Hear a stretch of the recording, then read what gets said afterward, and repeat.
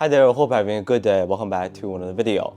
Weather's been getting a lot better, hopefully in where you are too. So today we're going to be talking about the best basketball shoes for outdoors this year.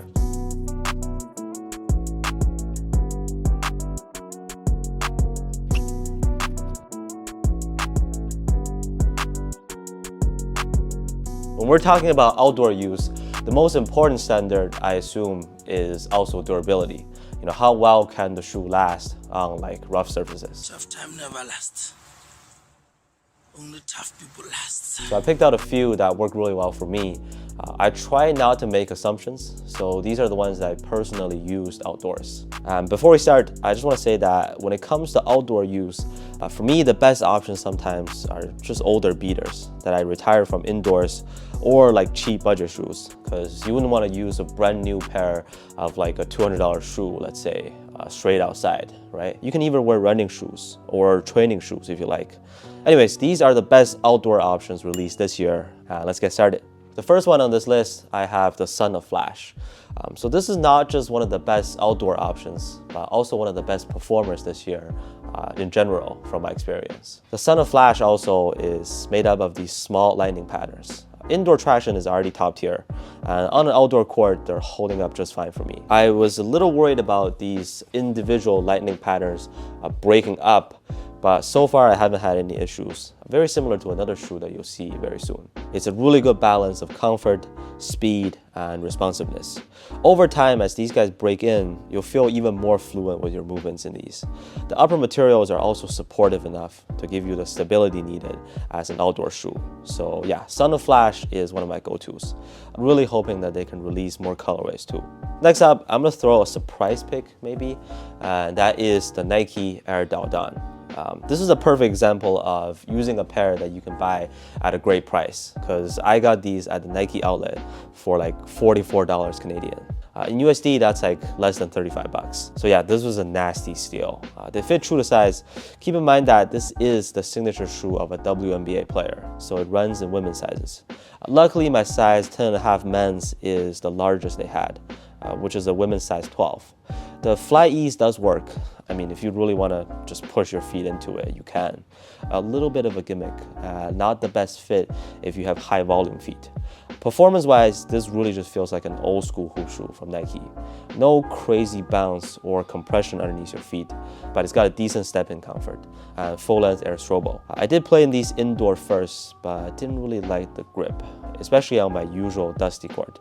But bringing them outside, I didn't really need that much of a sharp traction. So just durability-wise, this also is pretty sturdy. Again, I did pay a dirt cheap price, so I'm not really worried about anything. While we're here, let me know in the comments on your go-to outdoor shoes, or if you have ones like this that is low maintenance but holds up perfectly. Also from Nike, the Cosmic Unity 3 is a really good outdoor shoe. Out of all the shoes on this list, I might have to rank these as the lowest in terms of overall performance. But just speaking of durability, you might even consider this an outdoor specific shoe. Pretty stiff on feet, it's a very bulky and sturdy upper. And that's not a bad thing, because a lot of times you don't want to be wearing a shoe that is too soft or loose on the upper, especially on like concrete courts or tough playground conditions. Let's just say that if you happen to find this shoe on sale later on, for a good price, it's definitely one that'll last you a long time outdoors. From other brands, these two were technically released last year, but still very good options that I have to mention: the Adidas Dame Certified and the Harden Stepback 3. Both are budget shoes under 100 bucks, and both have very durable outsoles. Their traction indoors were great too.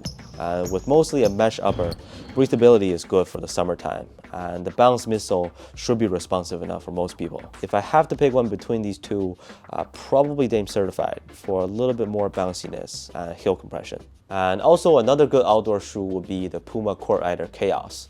The Court Rider series has also been super waifu friendly. The UA Lockdown 6 and Jordan Wide Now 0.6 are pretty good for outdoors and for wide feet. Ones you want to avoid using outside are like the Jordan Tatum 1 and Curry Flotros. Okay, we're gonna finish the list with a newer release that I've started to like more and more. That is the Wade Fission 8. Honestly, wave shoes all have nice and durable outsoles. The Fission 8 uses their tough rubber, which is meant to be used outside. And these small number 8 or infinity signs actually hold up well. I say this is maybe the best choice on this list for like a really hot summer day, because you get excellent breathability on the upper. Ventilation through the mesh panels and insoles are top notch. It's also a pretty bouncy shoe, very responsive in the heel. They put boom front and back, and once again, this also squeaks even outdoors, like on an asphalt court. So you'll have no problems playing in these outside. Of course, the All-City 11, also featuring tough rubber, is good for outdoors too. So if you have wide feet, the All-City 11 gives you more space inside. And that about concludes it for my list on the best outdoor options this year.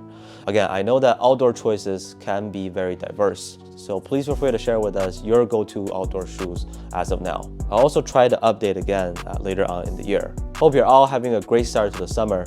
Thank you so much for watching, and I'll catch you on the next one.